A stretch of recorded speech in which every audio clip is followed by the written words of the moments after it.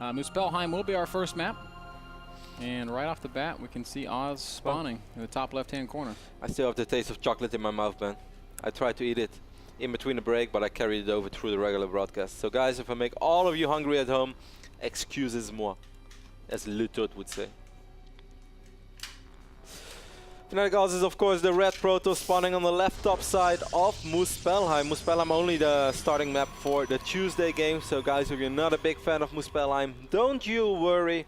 This is going to be the only time at least you will see it as a starting map, unless people from Division 4 are going to pick it as a regular map as well. Actually, the TVT might be on Muspelheim as well. Well, that should be fun.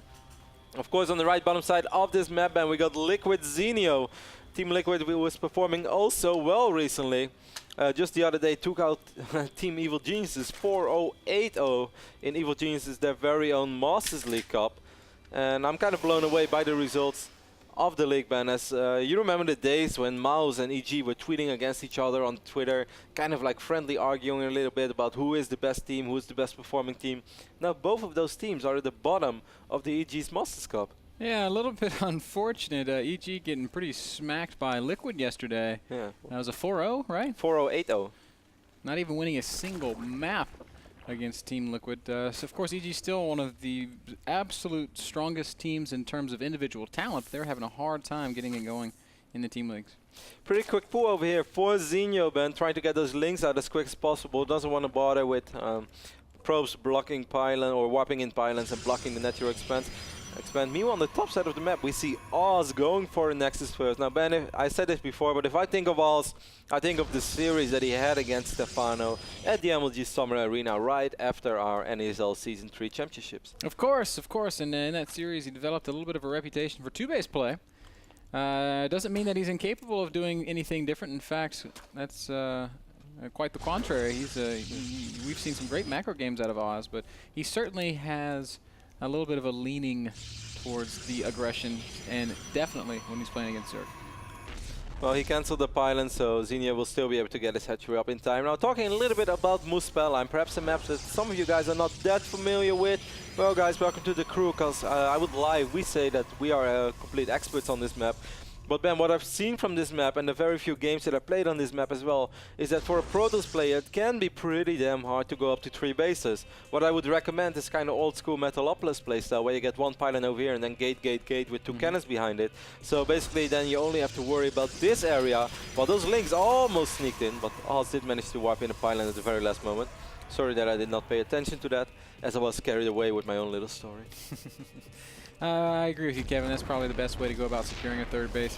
It's difficult on this map because of how open the third is, how far away it is from the natural, and because of how very mobile, I guess, mid-game Zerg armies are.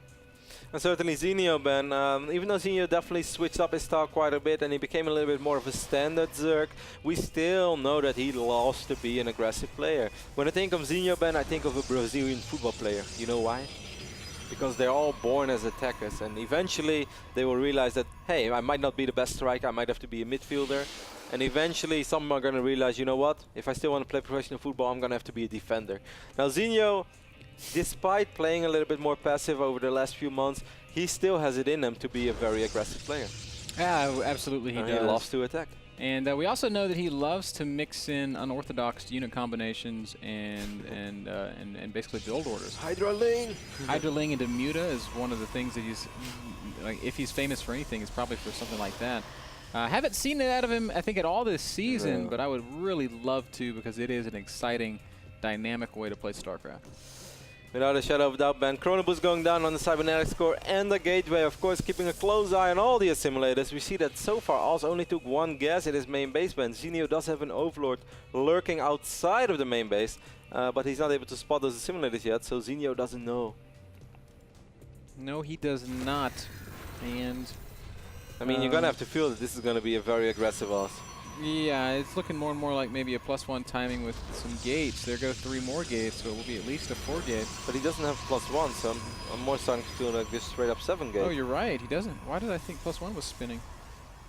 That Forge is so shiny, Kev. You know why, Ben? Because he used Kleenex. Kleenex? Yeah. It's those wipeout tissues. You make everything shine. Oh. Robo goes down, so I'm not surprised that you don't know about that, since I've seen your house and you don't like to clean up very much. Just kidding. Oh. Bro, you live in my house. I know. I'm not very good either. The day I see you like on your knees scraping the floor, that's gonna be the day that I take a picture. But I'm afraid I will never see that day. You're more of a mate though. 3 bases and a layer on the way you know for it's true. Zenio. Would you say that you're a person who likes to clean the floor, Ben? With extra gases and the Roach Warren going down. Zenio preparing for Oz's aggression. If in fact that is what we're going to see. Yeah, 4 zealots being wiped in. Oz just going to try to put on some pressure, perhaps force out as many units as possible. But he's also getting Immortals behind this. And now he's getting the armor upgrade, Ben, before the attack upgrade. Does pick up the Queen already, so that's a pretty big pickup. It's going to be only Zerglings defending against these gateway units, but with no +1, that might be enough. But there's going to be more and more warpins. Actually, this is going to be pretty tough.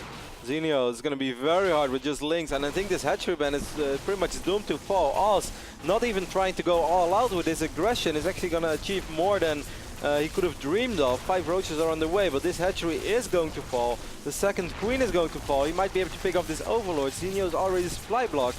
Oh god, this is not good for our Zerg from Team Liquid. Maybe if he can kill all of these units, it'll be okay, as there's really no sentries in this army composition, and Roach Ling, if it can get up on top of these Zealots, will probably kill everything, and that's exactly what we're going to start seeing here.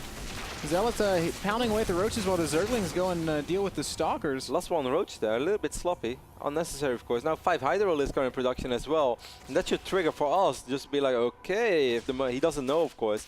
But the moment he's going to see the first Hydra, I'm pretty damn sure, and he's immediately going to warp in the robotics bay and be like, alright, if you're spending that much on worthless units, or at least units that are going to be worthless within a few minutes, I can just turtle up to Colossus and push out with that incredibly strong Protoss army and most likely win the game.